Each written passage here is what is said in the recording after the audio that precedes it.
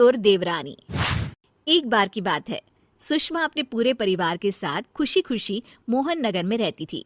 उसकी 2 बहुएं थी, पल्लवी और शिवानी। एक दिन दोनों बहुएं रसोई में काम कर रही होती है कि तभी उनकी सास सुषमा उन्हें बुलाती है। अरे बहू, जरा इधर तो आना। शिवानी, जरा जाकर देखना सासू माँ क्या कह रही हैं। दीदी आप ही देख लो ना जाकर, आपको भी तो सुनाई दे रहा है। अरे मैं आटा गूंद रही हूँ ना, तुम चली जाओ। हाँ तो मैं भी तो सब्जी काट रही हूँ ना दीदी। अरे बहू जल्दी आओ। ओह, ये तो जाएगी नहीं, मैं ही जाकर देखती हूँ कि क्या करना है। पल्लवी सुषमा के कमरे में जाती है। जी मम्मी जी, क्या हुआ? शाम को घर पर कुछ मेहमान आने वाले हैं, तो तुम अच्छा सा खाना बना लेना बहू। ठीक है मम्मी जी, आप बता दीजिए क्या क्या बनाना है और कितने लोग आ रहे हैं। सुनील की मौसी जी और उनका पूरा परिवार आ रहा है। कुल मिलाकर 3 लोग और हमें मिलाकर हुए 9 लोग। तो अभी से ही तैयारी करना शुरू कर दो। और हाँ, घर की सफाई भी कर देना, हाँ अच्छे से। जी मम्मी जी, सब काम हो जाएगा, आप चिंता मत कीजिए। पल्लवी शिवानी को घर में मेहमान आने वाले हैं इसके बारे में बताती है। क्या 9 लोगों का खाना बनाना होगा, घर की सफाई करनी है? बाप रे, सासू माँ ने तो हमें घर की नौकरानी ही समझ कर रखा है। ऐसा नहीं बोलते शिवानी, हम इस घर की बहू हैं और घर के काम करना हमारा फर्ज है। दीदी तो है ही सासू माँ की चमची, जब देखो सासू माँ सासू माँ। मैं तो इतना सारा काम नहीं करने वाली।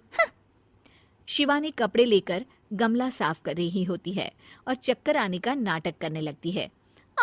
मेरा सर चकरा रहा है। तभी वहां पल्लवी और सासू माँ जाते हैं। अरे बहू, क्या हो गया तुम्हें?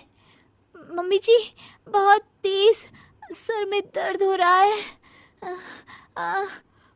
तुम एक काम करो शिवानी, आराम कर लो।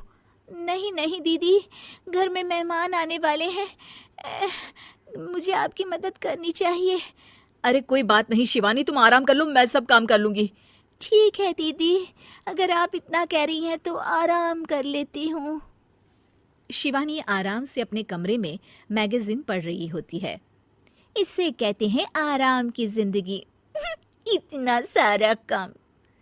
चलो सारा काम खत्म हो गया, शिवानी को देख आती हूँ। शिवानी अपने कमरे में ईयरफोन में गाने सुनते सुनते सो जाती है और उसके साइड में मैगजीन भी रखी होती है। पल्लवी वहां आ जाती है और वो सब देखती है। ओहो, तो मतलब सब काम चोरी का बहाना था। अभी बताती हूँ इसको।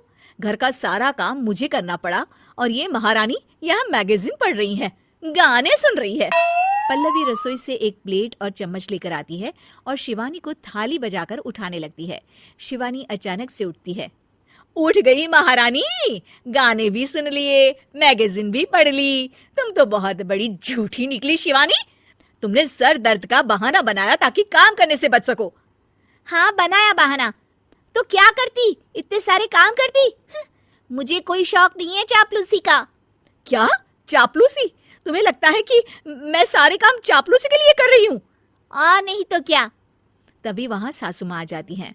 अरे बहू, वो लोग बस आने ही वाले हैं, तुम तैयारियां कर लो।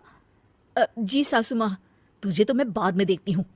सब खाना खाने बैठते हैं और खाना शुरू करते हैं। तभी सुनील की मौसी बोलती है।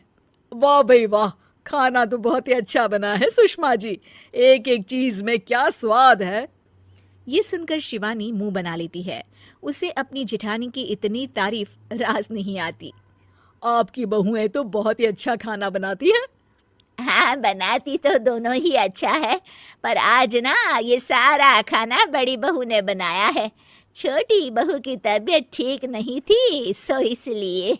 मानना पड़ेगा सुषमा जी, आपकी बड़ी बहू तो बहुत ही गुणवान है। पल्लवी की तारीफ सुनकर शिवानी को जलन होती है। पल्लवी ये सुनकर खुश हो जाती है और शिवानी की तरफ देखकर उसे चिढ़ाती है। कुछ देर बाद मेहमानों के जाने का वक्त हो जाता है। मौसी जी सबके लिए उपहार लाई होती है। वो सबको शगुन के पैसे देती हैं और अंत में पल्लवी के पास आती है। तुम्हारे लिए शगुन का लिफाफा तो है ही, पर बहू तुम्हें एक और उपहार भी मिलेगा इतना अच्छा खाना बनाने के लिए।